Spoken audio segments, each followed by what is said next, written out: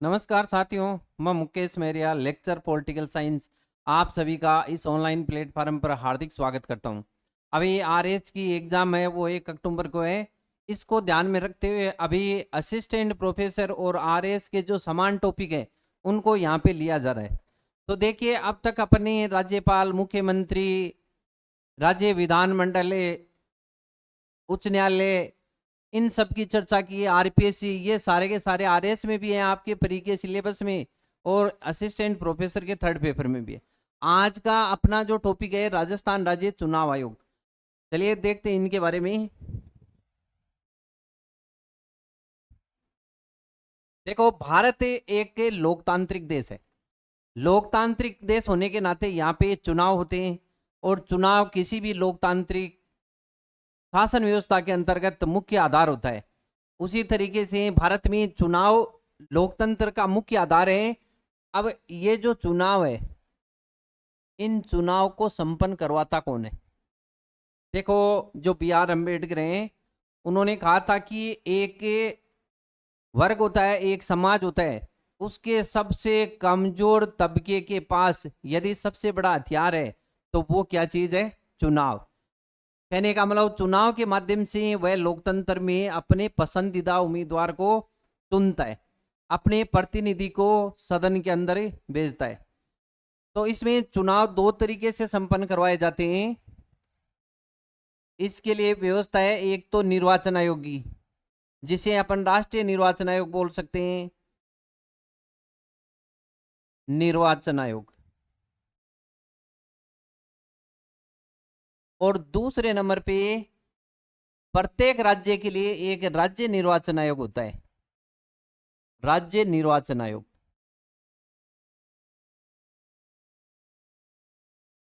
राष्ट्रीय निर्वाचन आयोग है, इसके माध्यम से लोकसभा के, राज्य के विधानमंडल के अंतर्गत विधानसभाओं के, इनके चुनाव ये राष्ट्रीय निर्वाचन आयोग के माध्यम से करवाए जाते हैं। इस निर्वाचन आयोग का प्रावधान है किसमें? ये भी दोनों के दोनों संवैधानिक आयोग है, स्थायी संवैधानिक आयोग है, जिनका वर्णन निर्वाचन आयोग की बात करें, राष्ट्रीय निर्वाचन आयोग, जो कि आपको संविधान के भाग 15 में, और आर्टिकल है इसका 324 से लेकर के 329 तक के उल्लेख मिलता है। राष्ट्रीय निर्वाचन आयोग, या इसको डायरेक्ट निर्वाचन आयोग बोल सकते हैं। ये किस में मिलेगा आपको? भाग 15 में आर्टिकल 324 से लेकर के 329 के बीच में जो भी प्रावधान है वो है राष्ट्रीय निर्वाचन आयोग से संबंधित। ये चुनाव कौन से करवाते हैं? लोकसभा के अंतर्गत जो भी एमपी, जो सांसद चुने जाते हैं, चाहे वो डायरेक्ट चुने जाएं या फिर इनडायरेक्ट, इन सब के चुनाव सेंट्रल लेवल पे कौन करवाता है? तो वो है राष्ट्रीय निर्वाचन आयोग। इसके बाद एक स्टेट के अंदर राज्य विधानमंडल होता है, स्टेट लेजिस्लेचर। स्टेट लेजिस्लेचर के चुनाव भी कौन करवाता है? तो वो भी निर्वाचन आयोग, यानी कि राष्ट्रीय निर्वाचन आयोग ही करवाता है, जिसका वर्णन आपको आर्टिकल 324 से 329 में मिलता है। नेक्स्ट है, अब देखो राज्य निर्वाचन आयोग। अब राज्य में आपको पता होगा कि लोकल गवर्नमेंट भी होती है, यानी स्थानीय सरकार। स्थानीय सरकार में शहरों के लिए अलग है, नगरीय संस्थाएं बनी हुई हैं, और ग्रामीण स्वशासन के लिए पंचायत राज संस्थाएं बनी हुई हैं। तो उनके चुनाव कौन करवाता है? राज्य निर्वाचन आयोग। राज्य निर्वाचन आयोग का उल्लेख किस में मिलता है? ये भी संवैधानिक आयोग है, भाग 9 और 9 के अंदर, और आर्टिकल 8 से संबंधित ही। यदि पंचायत राज संस्थाओं की बात करें, पंचायत राज संस्था, तब तो आपके भाग 9 और आर्टिकल मिलेगा 243 से, या तो इसको टै बोल दें, या फिर आर्टिकल 243 से के। इसका रीजन ये है, स्थानीय स्वशासन जब अपन पढ़ेंगे तो भाग 9 में कैसे लेकर के एण तक कुल मिलाकर के जो 16 अनुच्छेद हैं उनमें अपने को पंचायत राज व्यवस्था के प्रावधान का उल्लेख मिलता है। और उसी में एक आर्टिकल है 243 टय, या उसको बोल सकते हैं आर्टिकल 243 के, उसमें आपको उल्लेख मिलेगा पंचायत राज संस्थाओं के चुनाव से संबंधित। पंचायत राज संस्थाओं के चुनाव का मतलब जिला परिषद के, पंचायत समिति के और फिर ग्राम पंचायत के। ये जो त्रिस्तरीय लोकल गवर्नमेंट है, ग्रामीण स्वशासन के अंतर्गत, उनके चुनाव कौन करवाते हैं? राज्य निर्वाचन आयोग। इसके बाद ये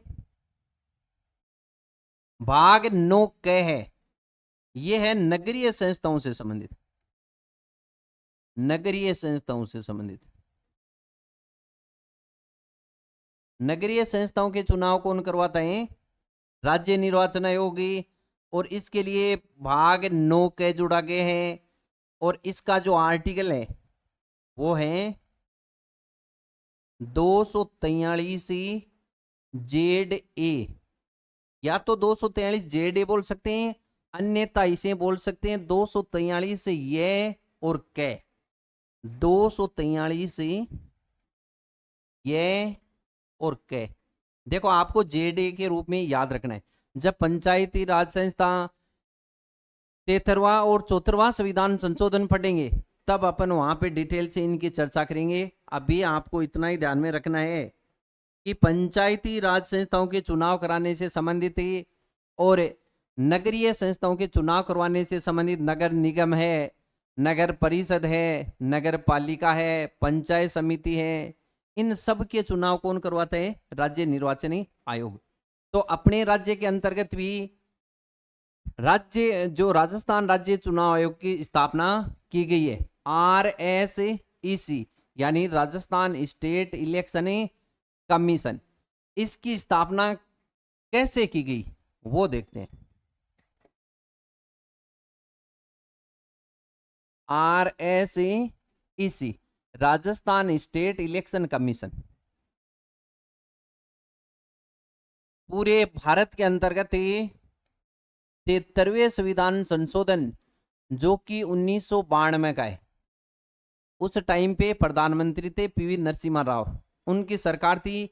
उनके समय जैसा कि DPSP में होता है पंचायतों का गठन का प्रावधान जो कि आर्टिकल 40 में मिलता है, उनको अधिनियमित करने के उद्देश्य से, उनको वैधानिक बनाने के उद्देश्य से फिर एक 73वां संविधान संशोधन किया गया और इन्हें कानूनन रूप से संवैधानिक मान्यता पंचायत राज संस्थाओं को दी गई थी। और वो कब दी गई थी? 73वें संविधान संशोधन के तहत।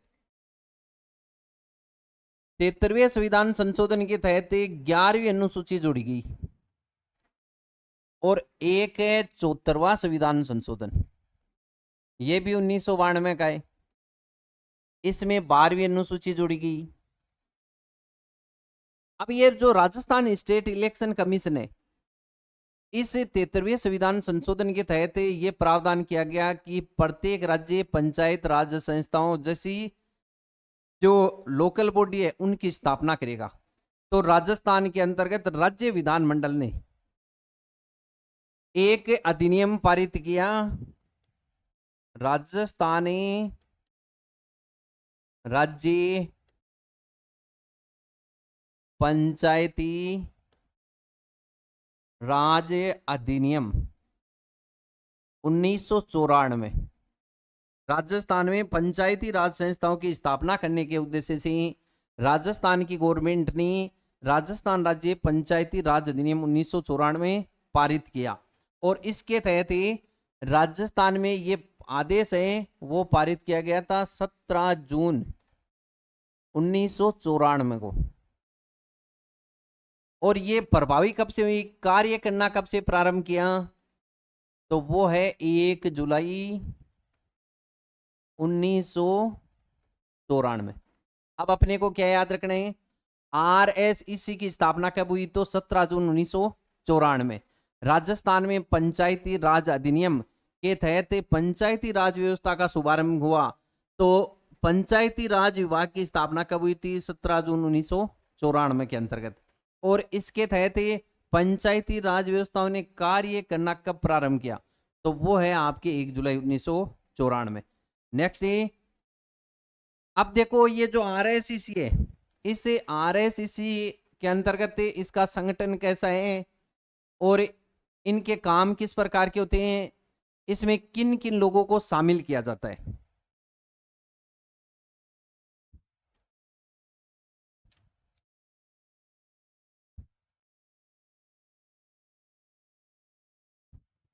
जो पंचायती राज संस्थाएं, राज्य निर्वाचन आयोग है, राज्य निर्वाचन आयोग जो कि 17 जून 1994 को स्थापित किया गया था राजस्थान में। ये डेट आपको कन्फर्म याद रखनी है। राजस्थान स्टेट इलेक्शन कमीशन जिसकी स्थापना 17 जून 1994 को हुई थी। अब इसमें किस प्रकार का स्ट्रक्चर बनाया गया था? इसमें एक सदस्यीय चुनाव आयोग है जिसमें ऊपर ही ऊपर होता है मुख्य चुनाव आयुक्त, मुख्य चुनाव आयुक्त, चीफ इलेक्शन कमिश्नर। ये जो मुख्य चुनाव आयुक्त है ये आरएसईसी यानी राजस्थान राज्य इलेक्शन कमीशन का, इस चुनाव आयोग का सर्वा होता है। और इनके नीचे यदि आपसे पूछा जाए कि राजस्थान निर्वाचन आयोग कितना सदस्य आयोग है, तो वर्तमान में भी कितना है, जब स्थापना हुई थी तब भी एक है और वर्तमान में भी कितना है, एक सदस्य।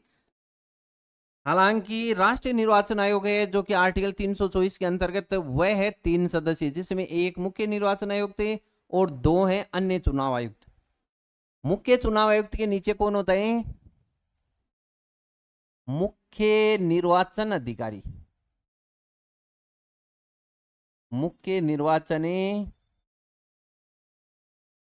अधिकारी।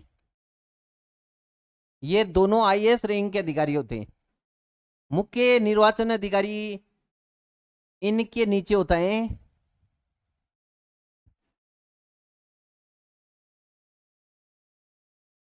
उप सचिव।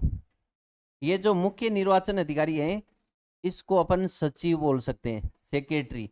यानी कि ये आईएएस में सचिव श्रेणी का ये अधिकारी होता है, उनके समकक्ष होता है। जो ऐसे अपने जो मुख्य सचिव होते हैं सेम उन्हीं के समकक्ष पद है वो मुख्य निर्वाचन अधिकारी का होता है। इसके नीचे उप सचिव और उप सचिव के नीचे होता है सहायक सचिव, सहायक सचिव। सहायक सचिव के नीचे आरओ होता है और आरओ के नीचे पीआरओ और सबसे नीचे नीचे वो होता है बीएलओ। बीएलओ एक बार समझिए आप, जो आरएसईसी है वो एक सदस्य आयोग है और राजस्थान के अंतर्गत पंचायती राज संस्थाओं से संबंधित और नगरीय स्वशासन से संबंधित जो नगर पालिका है, नगर परिषद है, नगर निगम है, उन सब के चुनाव करवाता है। तो ऐसे तो है नहीं कि ये अकेला सब कुछ करवा देगा। तो ये पूरी जो स्ट्रक्चर बॉडी होती है वो किस प्रकार से, मुख्य चुनाव आयुक्त है वो सर्व है और इसके नीचे कौन होता है, मुख्य निर्वाचन अधिकारी। इनकी प्रत्येक की अपन चर्चा करेंगे कि किस प्रकार से नियुक्ति होती है, किनको त्याग पत्र देते हैं, कौन बन सकता है, ये सारी चीजें। तो 1 नंबर पे हो गया ये। इसके बाद 2 नंबर पे मुख्य निर्वाचन अधिकारी जो कि सचिव श्रेणी का होता है। 3 नंबर पर उप सचिव, 4 पर सहायक सचिव और 5 पर होता है आरओ। आरओ का मतलब रिटर्निंग ऑफिसर। आरओ जो होता है वो 3-4 पंचायतों के ऊपर एक आरओ लगाया जाता है, ग्राम पंचायतों पर। उसके बाद 6 नंबर पे है पीआरओ। प्रत्येक पोलिंग बूथ पर एक पीआरओ होता है, प्रत्येक मतदान केंद्र के लिए एक पीआरओ होता है जो कि आरओ की हेल्प करता है। सहायक रिटर्निंग ऑफिसर होता है ये। और सबसे नीचे नीचे 7वें नंबर पे यदि अपन बात करें तो वो है बूथ लेवल ऑफिसर। कहने का मतलब जो बीएलओ होता है उसके माध्यम से ही चुनाव की प्रक्रिया धरातल से प्रारंभ होती है। ये सारा जितनी भी जानकारी होती है मतदाता सूची से संबंधित, किसी के नाम ऐड करने से रिलेटेड, संशोधन से संबंधित, ये सारे काम बीएलओ के माध्यम से ही संपन्न करवाए जाते हैं। तो नीचे नीचे जो कड़ी है वो है बूथ लेवल ऑफिसर, यानी कि बीएलओ। अब देखो एक एक करके देखते हैं इसमें।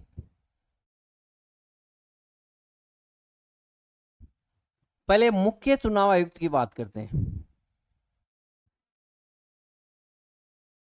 मुख्य चुनाव आयुक्त राजस्थान के अंतर्गत जो RSEC है इसमें प्रमुख सर्वे सर्वा के रूप में है मुख्य चुनाव आयुक्त।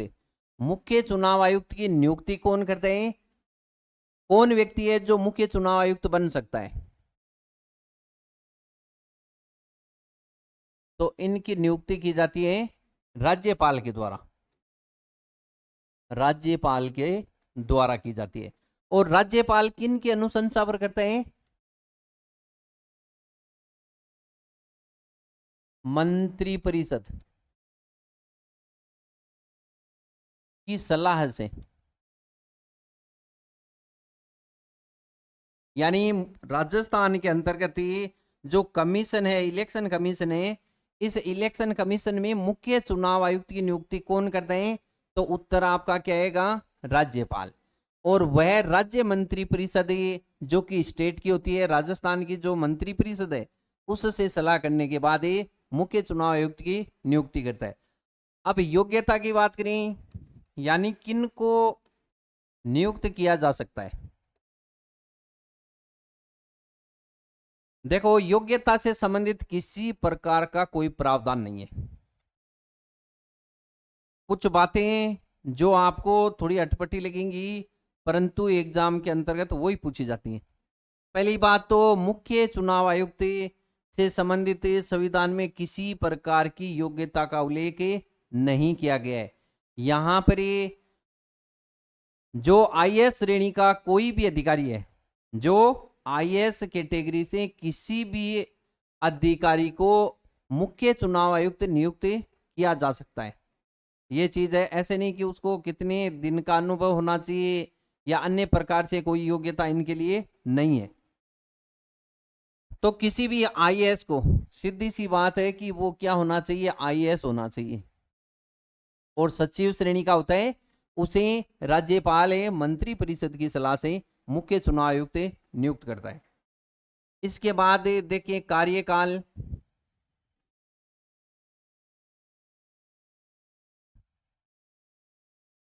तो कार्यकाल कितना होता है? अब यहां पे थोड़ी रोचकता है।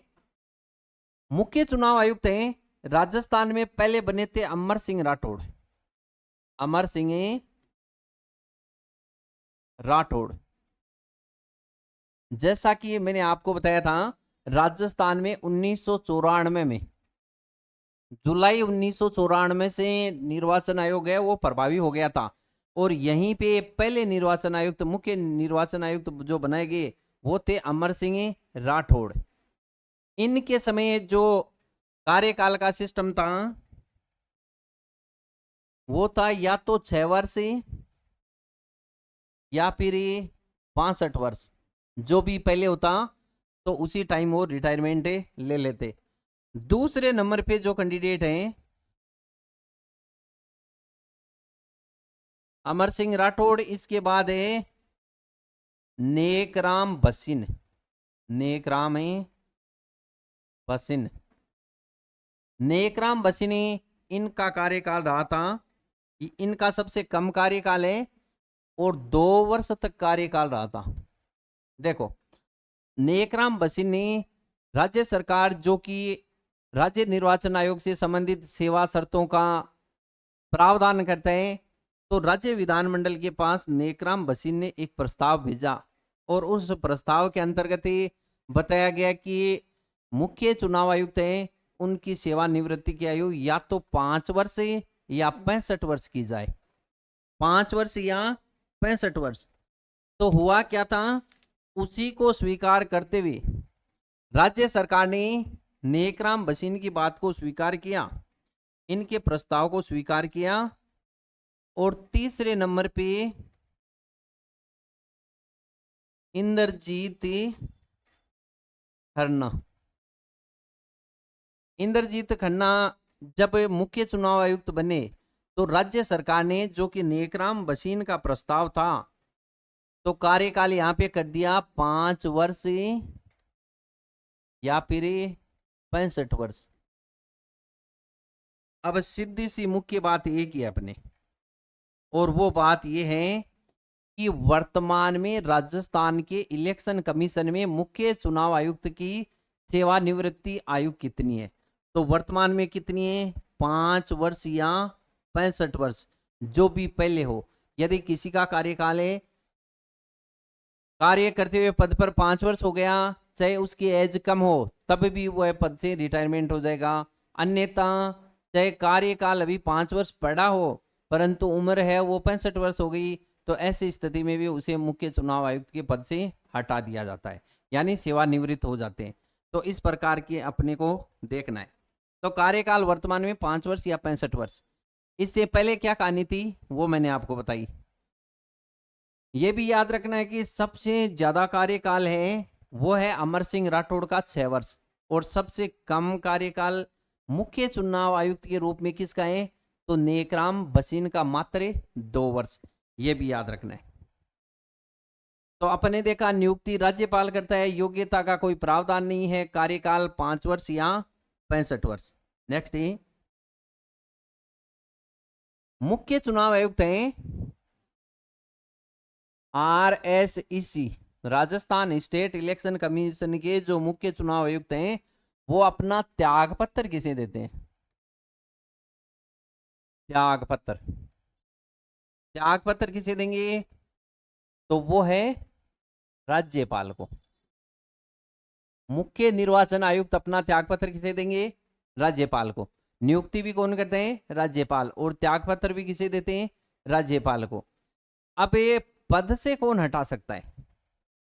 पद से हटाने का प्रावधान, पद से हटाना। मुख्य चुनाव आयुक्त हैं राजस्थान राज्य इलेक्शन कमीशन के अंतर्गत ही, तो पद से कौन हटा सकता है? यह किसी भी राज्य के लिए, जैसे अपने राजस्थान के लिए पढ़ रहे हैं, परंतु सभी राज्यों के लिए इस प्रकार की व्यवस्था है। यदि राज्य के मुख्य निर्वाचन आयुक्त को हटाना हो तब पद से कौन हटा सकते हैं? सेम वही प्रावधान है जैसे अपने हाई कोर्ट के न्यायाधीशों को हटाने हेतु पढ़ा था। वहां पे अपन ने देखा कि कदाचार जैसा आरोप यदि इन पर लगता है तो ऐसी स्थिति में क्या होता है? संसद के सदनों के अंतर्गत विशेष बहुमत से यदि वो आरोप सिद्ध हो जाता है तब राष्ट्रपति इनको पद से हटा सकते हैं। तो पद से कौन हटा सकते हैं? राष्ट्रपति। परंतु प्रोसीजर क्या है जो कि हाई कोर्ट में न्यायाधीशों को हटाने से संबंधित है, सेम वो कि वो प्रोसीजर है ये अपने उसमें पढ़ा था हाई कोर्ट के अंतर्गत। उसमें क्या होता है, यदि लोकसभा आरोप सिद्ध से संबंधित कोई जो आरोप लगाया है तब वहां पे प्रस्ताव लाएगी तो कम से कम 100 सदस्य होंगे, और यदि राज्यसभा लाती है तो 50 सदस्य होंगी। फिर सदन का अध्यक्ष होता है, वो तय करते हैं कि आरोप सही है कि गलत है, तो उनको सदन में प्रस्ताव को रखने की अनुमति है वो सदन का अध्यक्ष देता है। उसके बाद एक कमेटी बनती है जिसमें 3 सदस्य होते हैं, वो तीनों मिलकर के उस जांच करते हैं। जांच करने के बाद सदन में रखा गया, सदन में विशेष बहुमत से यदि वो प्रस्ताव पारित हो जाते हैं तब मुख्य निर्वाचन आयुक्त को पद से हटाया जाता है, और हटाने का काम करते कौन है? राष्ट्रपति। तो ये अपने को इसमें ध्यान में रखना है। नेक्स्ट देखो, जो मुख्य निर्वाचन आयुक्त होता है इनकी सेवा शर्तें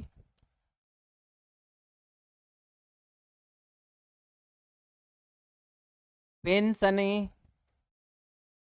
वेतन भत्ते,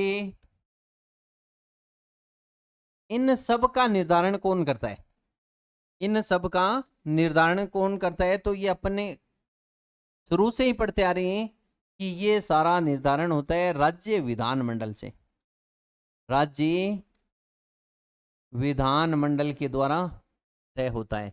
दूसरी बात है, हाई कोर्ट का न्यायाधीश हो या फिर मुख्य चुनाव आयुक्त हो, इनका पेमेंट में किसी भी प्रकार का अलाभकारी परिवर्तन नहीं किया जा सकता, यानी कि जो वेतन भत्ते हैं उनमें कटौती नहीं की जा सकती। तो ये भी अपने को इसमें ध्यान रखना है, किस प्रकार से काम करना है, कैसे क्या नहीं करना है। सेवा नियम है, टोटल कौन बनाता है? राज्य विधानमंडल बनाता है। ये अपने को इसमें ध्यान में रखना है। अब देखो, ये अपने बात की मुख्य चुनाव आयुक्त से रिलेटेड। राजस्थान में अब तक कितने चुनाव आयुक्त बने? तो वो देखिए यहाँ पे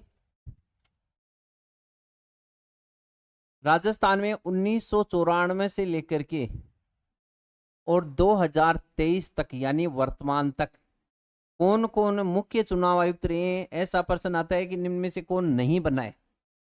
तो पहले नंबर पे कौन बना था? अमर सिंह राठौड़। अमर सिंह राठौड़। उसके बाद दूसरे नंबर पे नेकराम पसीन। नेकराम पसीन। तीसरे नंबर पर इंद्रजीत खन्ना। चौथे नंबर पर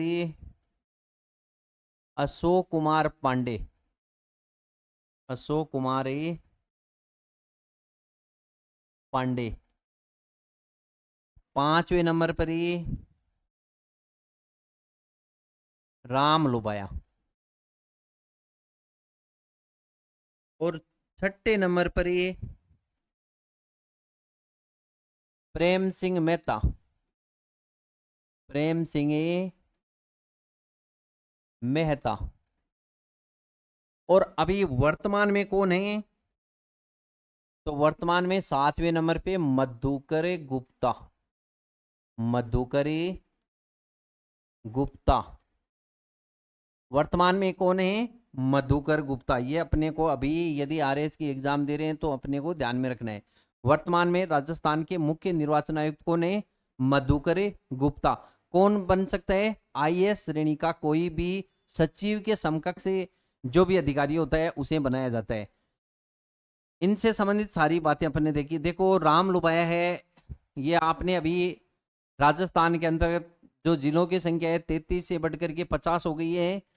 और ये जो समिति बनाई गई थी जिला विस्तार से संबंधित थी, उस समिति के अंतर्गत राम लुबाया जो कि उस समिति के अध्यक्ष थे। राम लुबाया समिति की सिफारिश पर ही आज राजस्थान के अंतर्गत जिलों की संख्या 33 से बढ़कर के 50 हुई है। राम लुबाया जो कि राजस्थान के अंतर्गत मुख्य निर्वाचन आयुक्त भी रह चुके हैं। अब देखिए इसके बाद तो अभी अपने ये चर्चा की मुख्य निर्वाचन आयुक्त से संबंधित। अब इनके काम क्या है? यदि कार्य की बात करें, मुख्य निर्वाचन आयोग चुनाव आयोग के काम क्या है?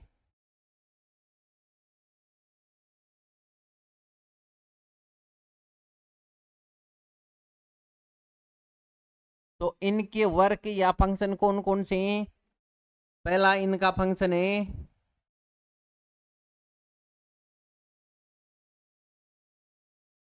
पंचायती राज संस्था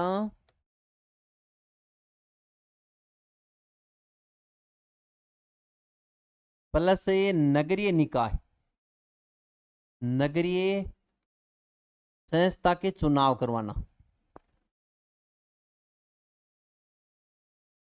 ये चुनाव सबसे मेन काम कौन सा है? पंचायती राज संस्थाओं के और नगरीय निकायों के चुनाव करवाना। दूसरा काम है, अब चुनाव करवाएगी तो क्या होगा? निर्वाचक नामावली यानी वोटर लिस्ट तैयार करेगी, मतदाता सूची। वोटर लिस्ट बोल दो या मतदाता सूची बोल दो, एक ही बात है। मतदाता सूचियों का निर्माण, ये काम ऐसे हैं जो आपको यदि एग्जाम में कथन के रूप में पूछे जाते हैं तो आपको वहां पे थोड़ा ध्यान में रखना है। मतदाता सूचियों का निर्माण है, देखो जो पंचायती राज संस्थाएं और नगरीय निकाय, उनका जब चुनाव आता है तो उस समय किसी भी प्रकार की मतदाता सूची का निर्माण, उसमें संशोधन करना, इस प्रकार के काम कौन करता है? राज्य निर्वाचन आयोग करता है।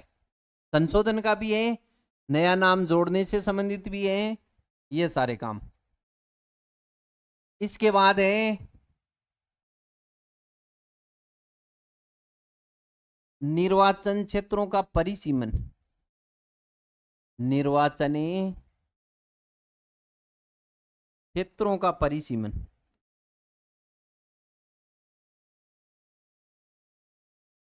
परिसीमन देखो इसका मतलब ये हुआ कि जब राज्य के अंतर्गत पंचायती राज संस्था और ये नगरीय संस्थाओं के चुनाव आते हैं, तब अपन देखते हैं कई बार कि एक ग्राम पंचायत के इस अमुक गांव को दूसरी ग्राम पंचायत के गांव के साथ मिला दिया गया, यानी दूसरी ग्राम पंचायत में उसको जोड़ दिया, या फिर नई ग्राम पंचायत का गठन हो गया।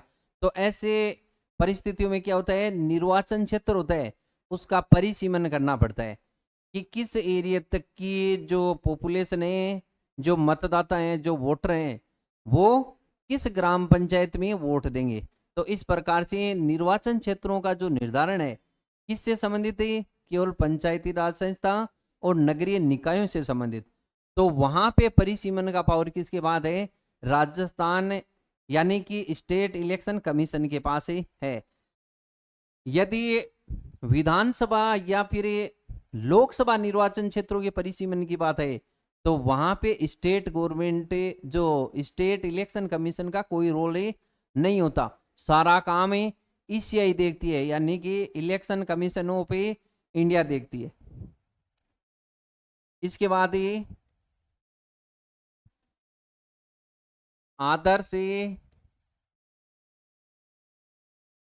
आचार संहिता लागू करना। देखो जैसे ही ये राजस्थान के अंतर्गत ये पंचायती राज संस्थाओं की चुनाव की घोषणा की जाती है, उसी के साथ ही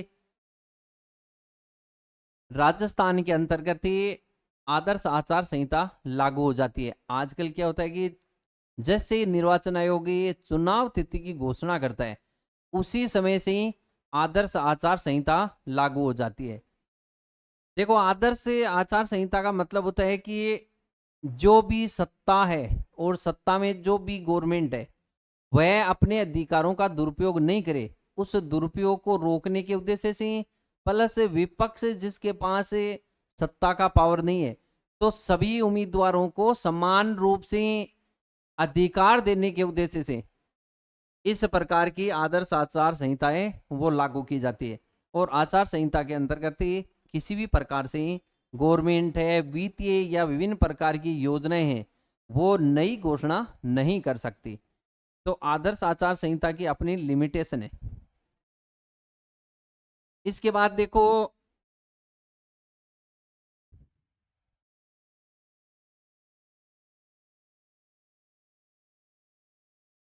सरकारी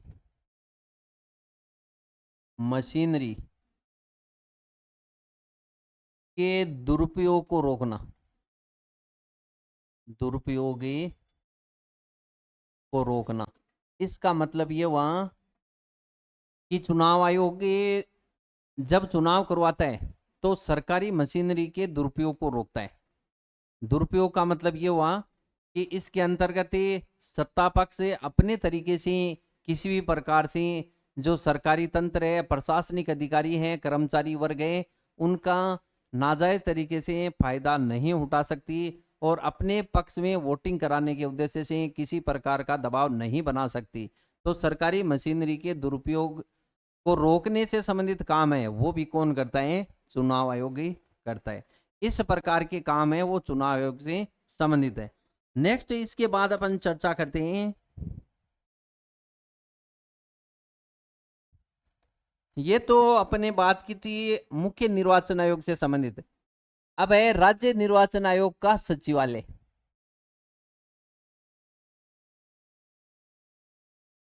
चुनावी आयोग का सचिवालय। आरपीएससी को पढ़ा तब भी अपन ने सचिवालय देखा था। अभी चुनाव आयोग है तब भी अपन प्रशासनिक रूप से यहाँ पे प्रशासनिक विभाग के रूप से सचिवालय को देख रहे हैं। तो देखो जो आरएसईसी है, आरएसईसी है स्टेट इलेक्शन कमीशन है, उसके लिए भी एक सचिवालय होता है। और सचिवालय में मैंने आपको बताया मुख्य निर्वाचन अधिकारी, मुख्य निर्वाचन अधिकारी।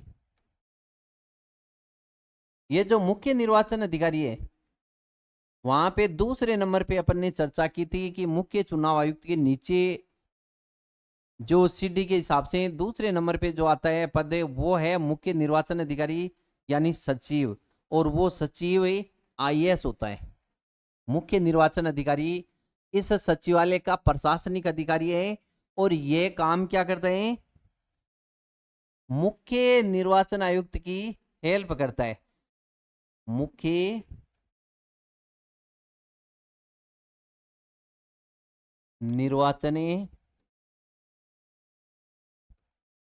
आयुक्त की सहायता इसे नियुक्त किया जाता है।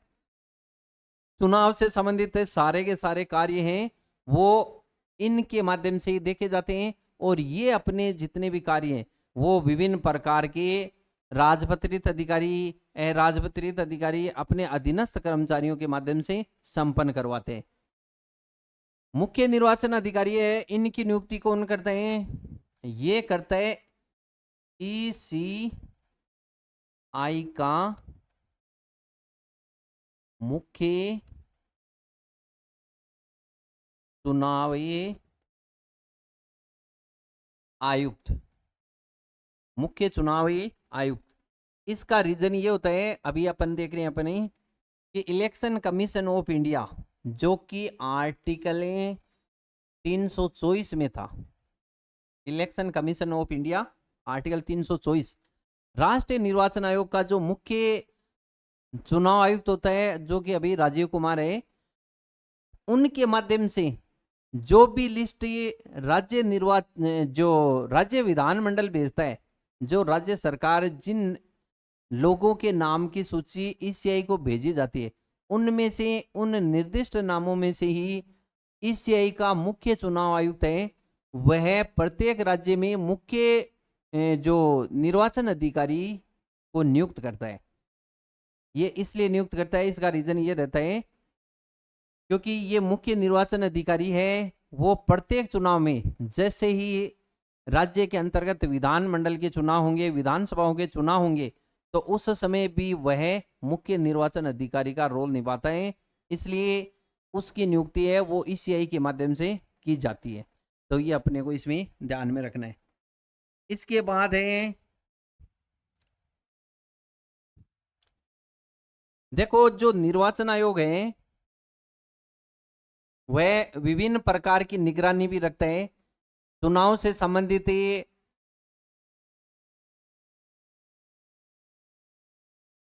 नियंत्रण है या फिर देखो तीन शब्द हैं इसमें,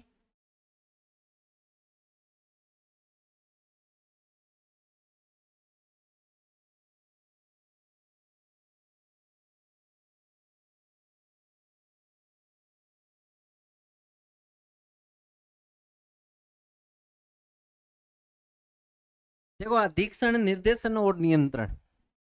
एक तो है नियंत्रण, एक अधीक्षण